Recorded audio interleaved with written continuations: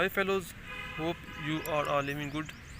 Electrocardiography के बारे में जो सर पूछ रहे हैं, क्या सिचुएशन है, क्या क्या चीज़ें हैं, कैसी बातें हैं, उसके बारे में थोड़ा सा बात करूँगा। और काफ़ी ज़्यादा ऐसी छोटी मोटी abnormalities स्टूडेंट के कंसेप्ट में मे भी उनको मैं करेक्ट कर सकूँ या ना कर सकूँ, आपको इस वीडियो से थोड़ा सा फ़ायदा हो या ना हो, वट एवर। तो असल में स्टूडेंट जो भी जाते हैं, सबसे पहले रिथम तो आप चेक कर लेते हैं, वो सिंपल सी बात है। हार्ट रेट भी आपने चेक कर लिया, अगर ब्लॉकेज है वो भी आप देख लेंगे। इसके अलावा ब्लॉकेज के अलावा एट्रियल फिब्रिलेशन, वेंट्रिकल फिब्रिलेशन। लेकिन एक स्टेप अगर आप इसको सीख लेते हैं, काफ़ी ज़्यादा तलबा को आता होगा, मे भी नहीं आता होगा, लेकिन ये बहुत ही अहम है। अगर आप इसे मालूम कर लेते हैं तो 80% आपकी इलेक्ट्रोकार्डियोग्राफी के ऊपर आप बात कर सकते हैं। जैसे कि क्यूआर वेक्टर की नॉर्मल डायरेक्शन होती है 59 डिग्री, ठीक है। ये रिप्रेजेंट करता है कि अगर वेंट्रिकल ये वाला है तो इस तरह से रिजल्टेंट क्यूआर वेक्टर आर्ड है, तो ये ठीक है। लेफ़्ट एक्सिस डेविएशन में क्या होगा कि जो सा लेफ़्ट वेंट्रिकल है उसमें या तो हाइपरट्रॉफी होगी या तो बंडल जो ब्रांच है परकिंजी फाइबर की उसमें ब्लॉक होगा। अगर राइट एक्सिस डेविएशन होती है तो इसमें दो चीज़ें हैं, या तो राइट वेंट्रिकल की हाइपरट्रॉफी होगी या तो बंडल ब्रांच का ब्लॉकेज होगा, ये चीज़ है। तो लेकिन हमें कैसे पता चलेगा लेफ़्ट एक्सिस डेविएशन है राइट एक्सिस डेविएशन है? तो इसको सिंपल सा तरीका बिल्कुल ही यूँ समझ लें कि ये हमारे पास लीड 1 है जिसका नेगेटिव टर्मिनल। एक और बहुत ही अहम बात कि स्टूडेंट लीड को अच्छी तरह से समझते नहीं है, और गाइडन वालों ने भी इतना अच्छी तरह से एक्सप्लेन नहीं किया कि बंदा एकदम से समझे, और उस कंसेप्ट को कि वीक होने की वजह से फिर सारी इलेक्ट्रोकार्डियोग्राफी ख़राब हुई पड़ी है। तो ये चलें ठीक है, ये है लीड 1 का नेगेटिव टर्मिनल, पॉजिटिव टर्मिनल। तो आपने क्या करना है कि एक एस्टिमेशन लगा लेना है। फर्स्ट आपको बेसिक बता रहा हूँ ताकि आप एक्यूरेट क्यूआर वेक्टर निकाल सकें। उसके बाद आपको देखते ही पता लग जाए करेगा कि इसमें डेविएशन है या नहीं है। जैसे फ़र्ज़ करें कि आपने 1 सेंटीमीटर को बराबर ले लिया 1 मिलीवाट के, और इस तरह से आपने इधर मार्किंग कर ली लीड 1 की एक्सिस के ऊपर, 2 के ऊपर, 3 के ऊपर। फिर कोई भी आपने इलेक्ट्रोकार्डियोग्राफी पकड़ी, जैसे ये है लीड 2। तो इसमें आपने क्या करना है कि इसका जहाँ से क्यूआरएस इंटरवल स्टार्ट हो रहा है, इसमें प्लस की वैल्यू और नेगेटिव की वैल्यू निकाल लेनी है। जैसे लीड 1 में अप्रॉक्सीमेटली प्लस 0.5 मिलीवाट हमारे पास आ रहा है, जबकि नेगेटिव में अप्रॉक्सीमेटली कोई भी स्मॉल बॉक्स नहीं है। तो लीड 1 में ये 1 मिलीवाट है, हम 0.5 मिलीवाट के ऊपर एक डॉट हमने लगा दिया। फिर आगे लीड 2 की बारी, इसमें अप्रॉक्सीमेटली नेगेटिव डायरेक्शन में 1 2 3 लार्ज बॉक्सेज आ रहे हैं, यानी -1.5 मिलीवाट, जबकि पॉजिटिव डायरेक्शन में अप्रॉक्सीमेटली 1 स्मॉल बॉक्स आ रहा है, वो भी शायद नहीं आ रहा लेकिन आ रहा है। तो प्लस 0.1 मिलीवाट पॉजिटिव डायरेक्शन में। इनको आपस में ऐड या सब्ट्रैक्ट करेंगे तो हमारे पास -1.4 मिलीवाट आ जाएगा। अब ये किसकी थी? लीड 2 की। ये हमारे पास लीड 2, इसमें हमारे पास आ रहा है -1.4। अगर इधर 1 सेंटीमीटर है तो 1.4 अप्रॉक्सीमेटली इधर आ जाएगा नेगेटिव डायरेक्शन में ऑफ लीड 2। ये लीड 2 है हमारे पास और ये 3 है। अब लीड 3 की बात करें, ये है लीड 3, इसमें भी 1 2 3 और ये 3 small boxes, approximately 1.8 milliwatt negative direction में हमारे पास लीड 3 का आ रहा है। तो ये है हमारे पास लीड 3, इसका अगर हम अप्रॉक्सीमेटली निकालते हैं तो 1.8 इधर आ जाता है।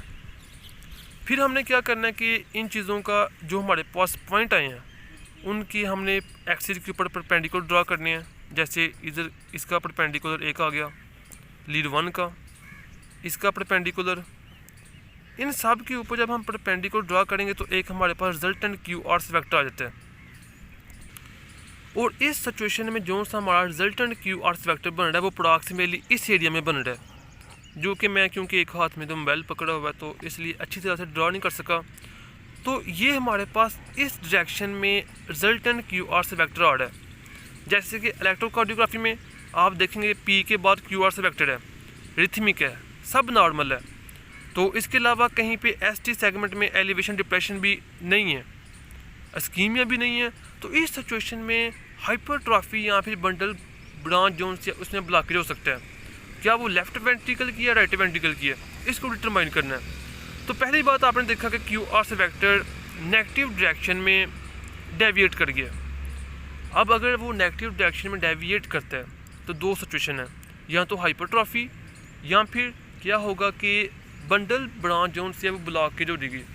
उस समय आपने कैसे डिफ्रेंशिएट करना है। अगर होगी हाइपरट्रॉफी तो ज़ाहिर बात है जब भी किसी वेंट्रिकल की हाइपरट्रॉफी होती है, ये नॉर्मल वेंट्रिकल है, इसकी अगर होगी ये हाइपरट्रॉफी तो इसमें थोड़ा सा एक्स्ट्रा टाइम लगेगा। जब ये सारा एरिया नेगेटिव डीपोलराइज हो जाएगा तो फिर लेफ़्ट वेंट्रिकल को थोड़ा सा ज़्यादा डीपोलराइज करने के लिए वेक्टर की डायरेक्शन इस तरफ डेविएट कर जाती है। जब होगी हाइपरट्रॉफी फिर लेफ़्ट एक्सिस डेविएशन अप्रॉक्सीमेटली यहाँ तक पॉसिबल है, इतनी ज़्यादा लेफ़्ट एक्सिस डेविएशन नहीं हो सकती। इसलिए एक आपने इसके एक्सिस से देखा कि ये बंडल का जो बंडल ब्रांच होती है उसका ब्लॉकेज है, हाइपरट्रॉफी नहीं है।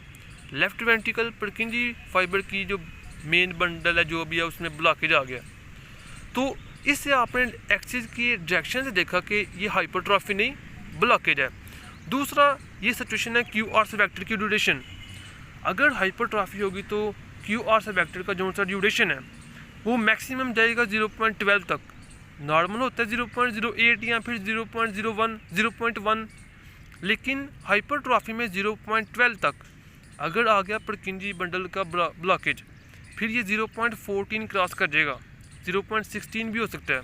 इसमें अब हमने एक तो देख लिया कि लेफ़्ट वेंट्रिकल की या तो हाइपरट्रॉफी है इस इलेक्ट्रोकार्डियोग्राफी में या फिर उसका बंडल का ब्लॉकेज है। दूसरी सिचुएशन हमने देखनी है क्यू आर से वेक्टर की ड्यूरेशन। अगर हम इस क्यू आर से वेक्टर की ड्यूरेशन देखते हैं तो 1 2 3 4 अप्रॉक्सीमेटली 4.5 बॉक्सेज आ रहे हैं। तो 4 बॉक्सेज 0.16, इधर जहाँ भी आप नोट करेंगे आपको 0.14 से प्लस ही आएगा क्यू आर से वेक्टर का ड्यूरेशन। तो बेशुमार और भी कंडीशन हो सकती हैं जहाँ पे क्यू आर से वेक्टर का प्रोलोंगेशन हो जाता है, लेकिन उसमें ज़रूरी नहीं कि हाइपरट्रॉफी हो। सो इसको आपने देखा कि इसमें जो ड्यूरेशन आ रहा है Q R S vector complex का वो हमारे पास 0.14 क्रॉस कर गया है, अप्रॉक्सीमेटली 0.16 17 आ रहा है। तो ये दो चीज़ें हैं जो कि आपको डिफ्रेंशिएट करने में हेल्प करेंगी। एक तो एक्सिस, दूसरा क्या होगा कि उसका ड्यूरेशन।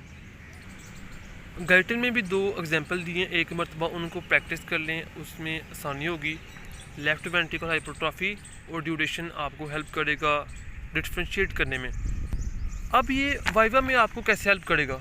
सबसे पहले आपने क्या करना है कि उसका निकाल लिया रिथम निकालने के बाद फिर आपने क्या करना है कि रिथमिक है एरिथमिक है आर आर इंटरवल निकाल लिया।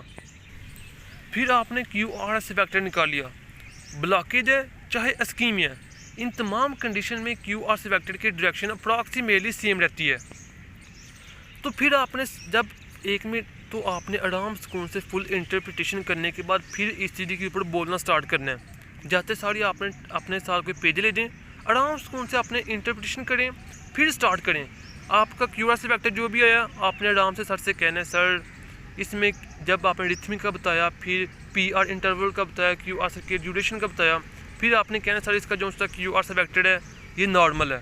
अगर नॉर्मल हुआ तो, और इसका ये मतलब है कि जो आर्टरी है वो अंडर कंट्रोल ऑफ वेंट्रिकल है, ये भी हो सकता है। दूसरा इसमें कोई भी हाइपरट्रॉफी नहीं है, ये चीज़ इसमें कोई भी बंडल ब्रांच का जो ब्लॉकेज है वो भी नहीं है। यानी इतनी ईसीजी का तो आपको पता लग गया सिर्फ एक क्यू आर एस वेक्टर की डायरेक्शन से एक्सिस से। और क्यू आर एस वेक्टर की और भी काफ़ी फ़ायदे हैं जब वेंट्रिकल एस्केप हो जाता है, जैसे कि जब ब्लॉकेज होता है P R long 3rd degree heart block में वेंट्रिकल एस्केप कर जाता है, वो 40 बीट पर मिनट के हिसाब से बीट करता है। तो इस तमाम सिचुएशन में क्या होता है कि जो सा वेंट्रिकल है उसमें कोई परकिंजी फाइबर या एवी नोड का लोअर पार्ट वो एज आ पेस मेकर एक्ट करता है। उस सिचुएशन में भी ये क्यू आर एस वेक्टर आपको हेल्प करेगा ये डिटरमाइन करने में कि वेंट्रिकल का कौन सा हिस्सा पेस मेकर के तौर पे एक्ट कर रहा है। लेकिन अभी आप रहने दें, अभी इस तक ये कैसे डिटरमाइन करना है और सर के वाइवा में इसके ऊपर आपने कैसे बात करनी है, इसकी थोड़ी सी प्रैक्टिस आप कर लें। अब जो सा गाइटन वाला है इसको एक मरतबा आपने ज़रूर रीड कर लेना है, आपको हेल्पफुल होगा। अब इधर एक ये है लेफ़्ट एक्सिस डेविएशन। इधर आपने देखा कि बाकी सब चीज़ें नॉर्मल है, क्यू आर एस का ड्यूरेशन देखेंगे ये भी नॉर्मल है 2 में। लेकिन इधर आपने जब इसका resultant Q R S vector निकाला, थर्ड लीड जोन से ये नेगेटिव डायरेक्शन में है, जैसा कि आप देख सकते हैं 2 पॉजिटिव में 1 पॉजिटिव में। जो आपका एक्सिस आएगा ये छोटा आएगा, जबकि इधर जोन सा मैंने निकाला है वो काफ़ी ज़्यादा है। इसका मतलब यहाँ हाइपरट्रॉफी है, left axis deviation due to hypertrophy of left ventricle, not because of blockage. जबकि नेक्स्ट में यहाँ जोन सी डायग्राम आई है, इधर क्यू आर एस का ड्यूरेशन भी अप्रॉक्सीमेटली नॉर्मल है, जबकि इधर जोन सी एग्जांपल दी हुई है उन्होंने लीड 1 2 3, इसमें जोन सा आपका आया है left Q R S vector वो कितना ज़्यादा है जैसा कि मैंने निकाला है। तो इस सिचुएशन में जो दूसरी चीज़ ये है कि आप इसका ड्यूरेशन निकालेंगे, ये 0.16 प्लस आएगा। दो चीज़ों से आपको पता लग गया या क्या ये लेफ़्ट वेंट्रिकल हाइपरट्रॉफी है या ब्लॉकेज है। इस तरह से लेफ़्ट राइट वेंट्रिकल का भी है, राइट एक्सिस डेविएशन या फिर ब्लॉकेज, ये तमाम चीज़ें। तो क्यू आर एस वेक्टर और दूसरा एक्सिस डेविएशन दोनों आपको सर के सामने बात करने।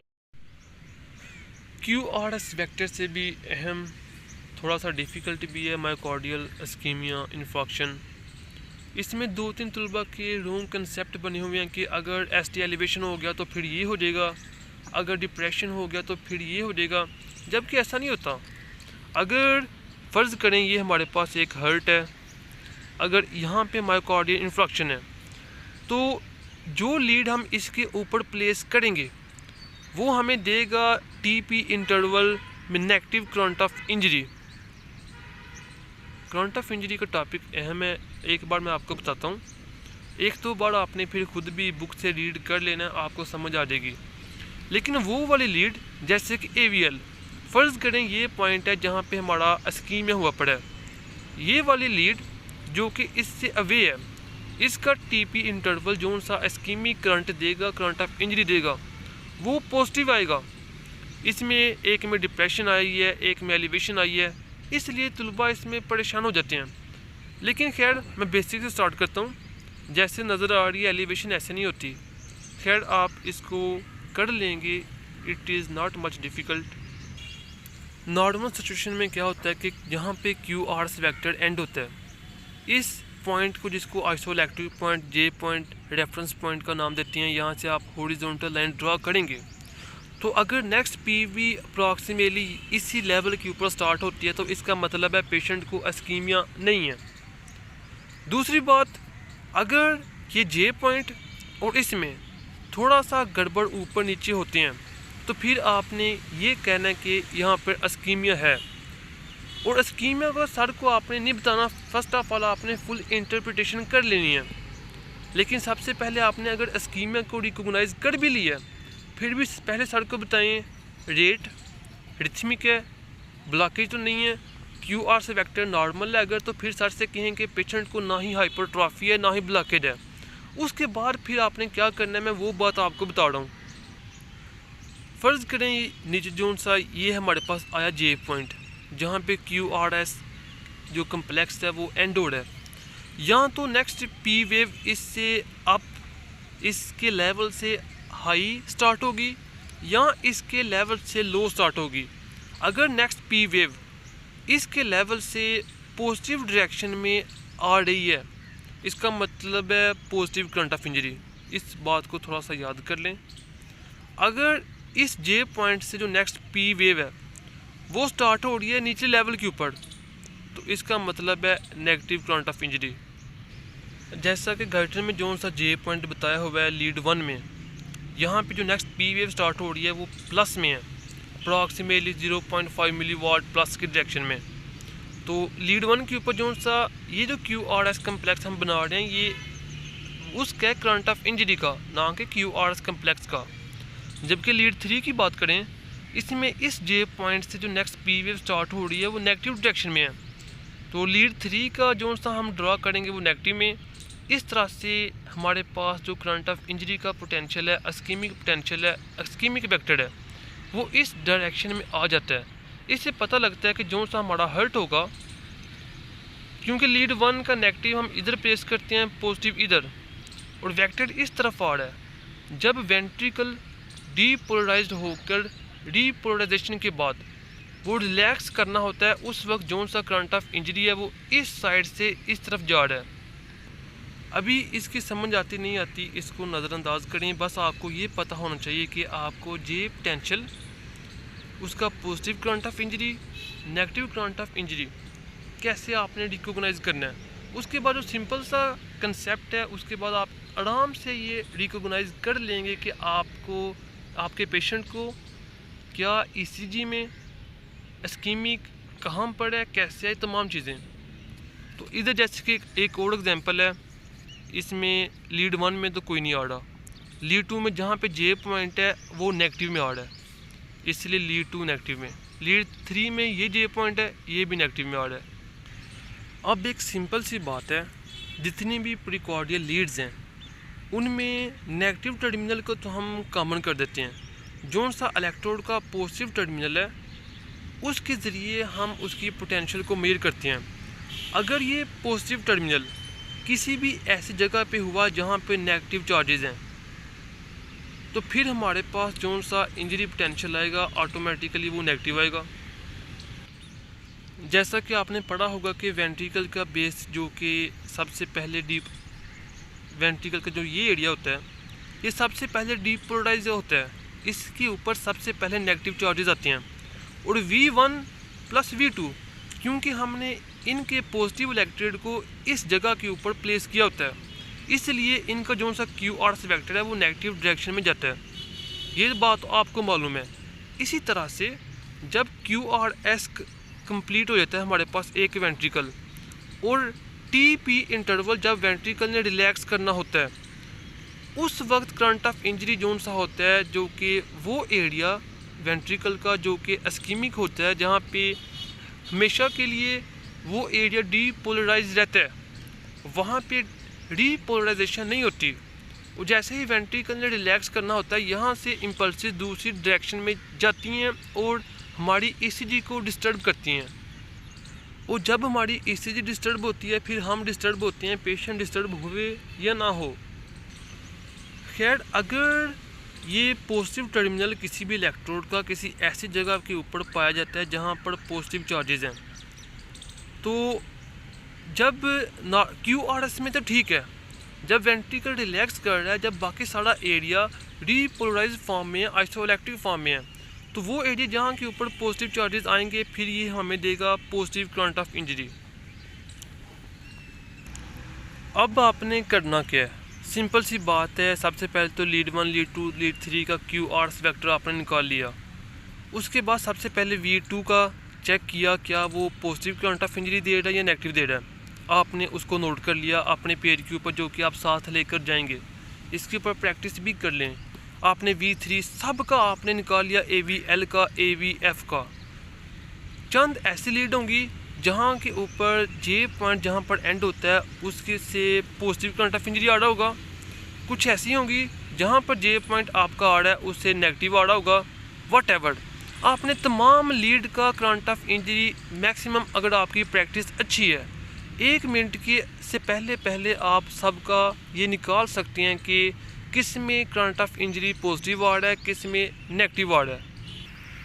और दूसरी बात जो कि मैंने आपको बताई वो ये है कि करंट ऑफ इंजरी पॉजिटिव अगर किसी लीड के ऊपर, ये उस वक्त बात कर रहे हैं TP इंटरवल की, जब वेंट्रिकल का मैक्सिमम एरिया रिलैक्स कर रहा होता है, तो अगर कोई इलेक्ट्रोड आपको नेगेटिव करंट ऑफ इंजरी दे रहा है, इसका मतलब है वो उस एरिया में पाया जाता है जहाँ पे इस्कीमिया है। ये बहुत ही अहम बात है। अगर कोई इलेक्ट्रोड आपको पॉजिटिव करंट ऑफ इंजरी दे रहा है, इसका मतलब है वो उस एरिया में पाया जाता है जो कि करंट ऑफ इंजरी के अपोजिट है या फिर अवे है। दो चीज़ों के बगैर ECG बहुत ही डिफ़िकल्ट हो जाती है। एक, जिन बच्चों को लीड का नहीं पता होता, लीड कैसे, कब कोई लीड पॉजिटिव डिफ्लेक्शन देगी, कब नेगेटिव देगी। दूसरा, तब ये काफ़ी डिफ़िकल्ट हो जाता है जब आपको वेक्टर का नहीं पता होता।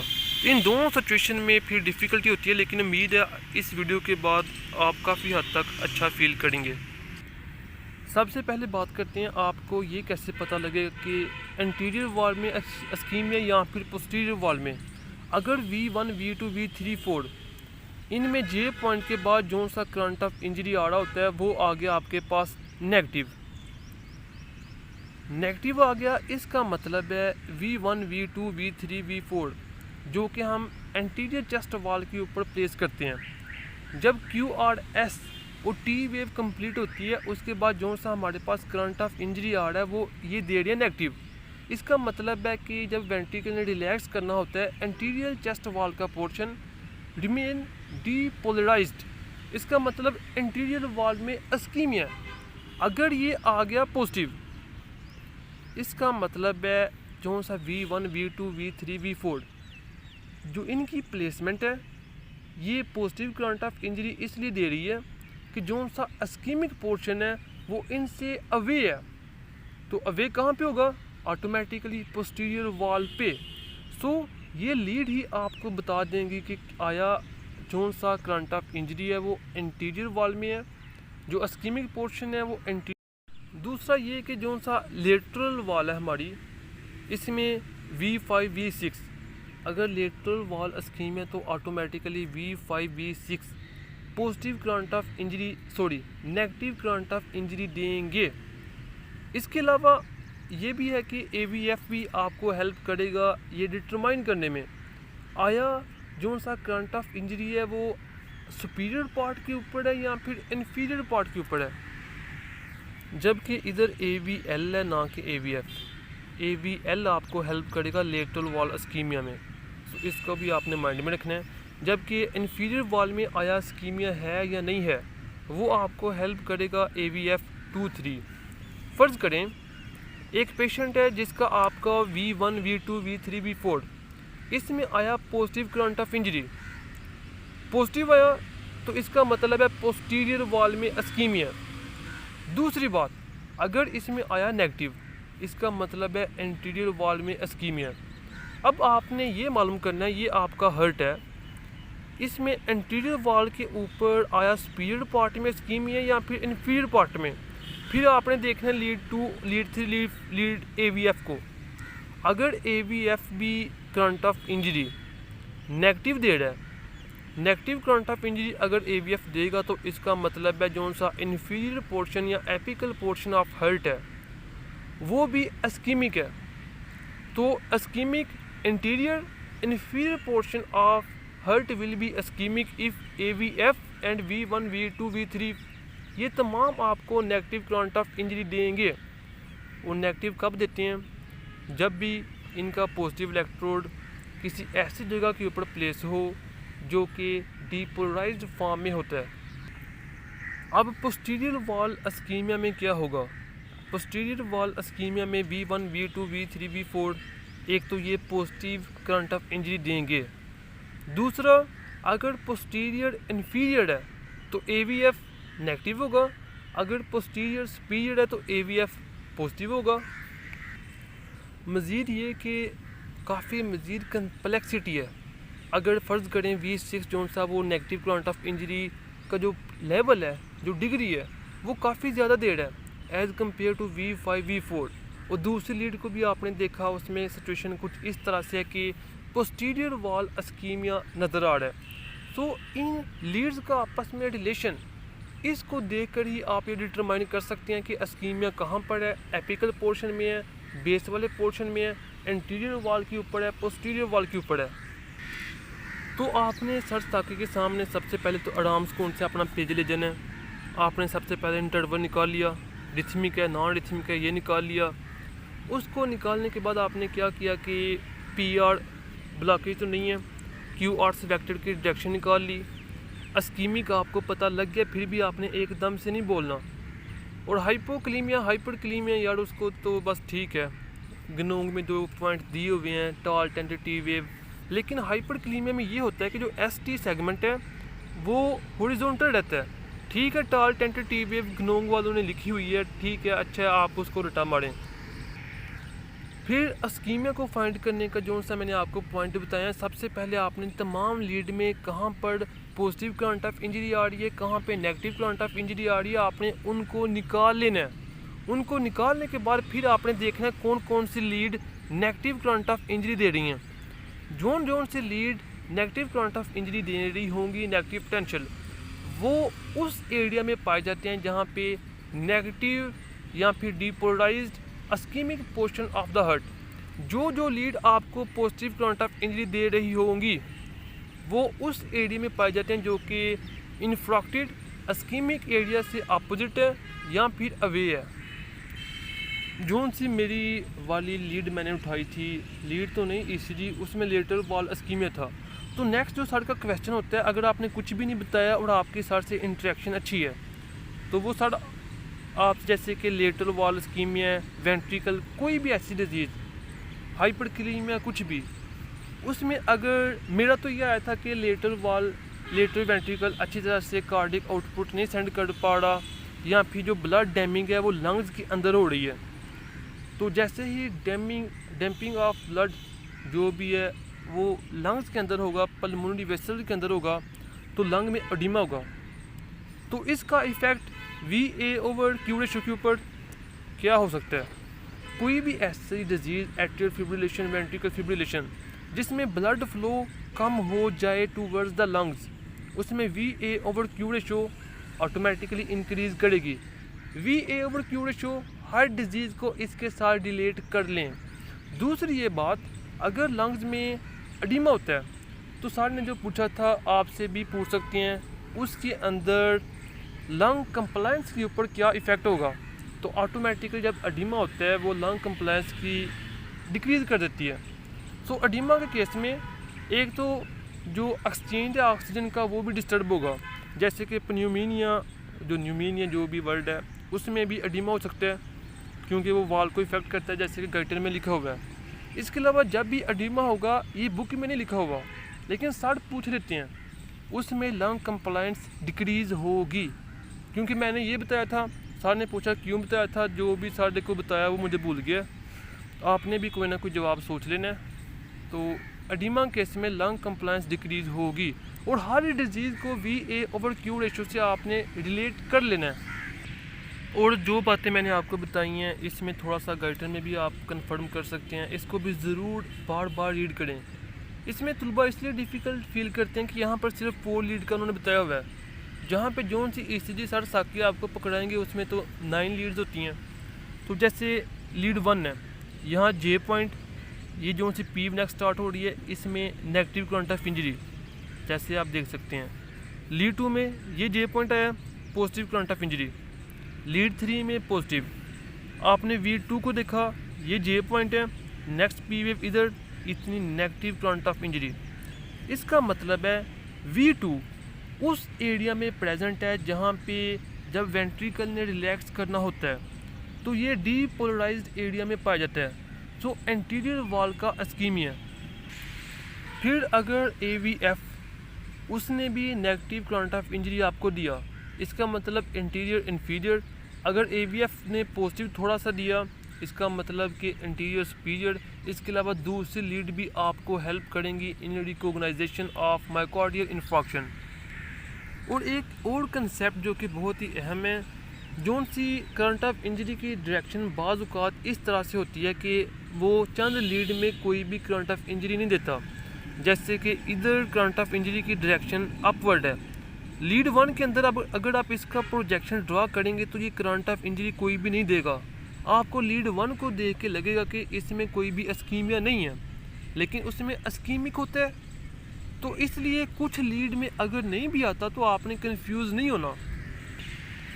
और ये पोस्टीरियर वॉल अस्कीमिया, इसमें जैसे लीड 1 में आप देखेंगे तो आपको ऐसा लगेगा कि ST सेगमेंट फ्लैट है, यहाँ पे कोई भी अस्कीमिया नहीं है। लीड 2 में negative current of injury, J point P इधर से स्टार्ट हो रहा है, approximately 0.5 milliwatt negative current of injury ये हमारे पास आ रही है। लीड 3 में B नेगेटिव आ रही है, ये आपने ड्रा किया, आपको पता लगा कि जो सा वेक्टर आ रहा है, जब मायोकार्डियल इन्फेक्शन था तो वेक्टर ऐसे आ रहा है, यानी ये एरिया जोन से है, ये हो सकता है कि जो एपिकल एरिया है वहाँ पे मायोकार्डियल इन्फेक्शन हो। फिर आपने V2 को देखा, ये J पॉइंट है, ये नेक्स्ट P वेव स्टार्ट हो रही है, ये हमें दे रहा है पॉजिटिव करंट ऑफ इंजरी। इसका मतलब है जब वेंट्रिकल ने रिलैक्स करना था तो V2 ऐसे एरिया में है जो कि पॉजिटिव है। तो एंटीरियर वॉल के ऊपर इस्कीमिया नहीं है। अगर जोन सी पहले मैंने आपको बातें बताई हैं, अगर आपको याद हो तो V2 ने आपको बताया कि एंटीरियर वॉल में इस्कीमिया नहीं है। अब इधर इन्होंने V5 AVF दूसरी लीड आपके पास नहीं, अगर उनका करंट ऑफ इंजरी भी आपके पास होता, वहाँ पे इस्कीमिक करंट आप इजीली डिटरमाइन कर लेते कि एंटीरियर वॉल में इस्कीमिया है या फिर पोस्टीरियर वॉल में या कहाँ पर। सो इसको भी रीड कर लें तो उम्मीद है।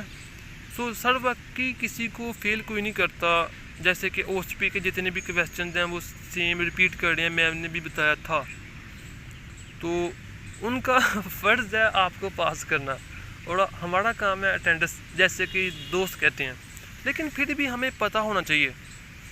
So hope you best of luck, best wishes.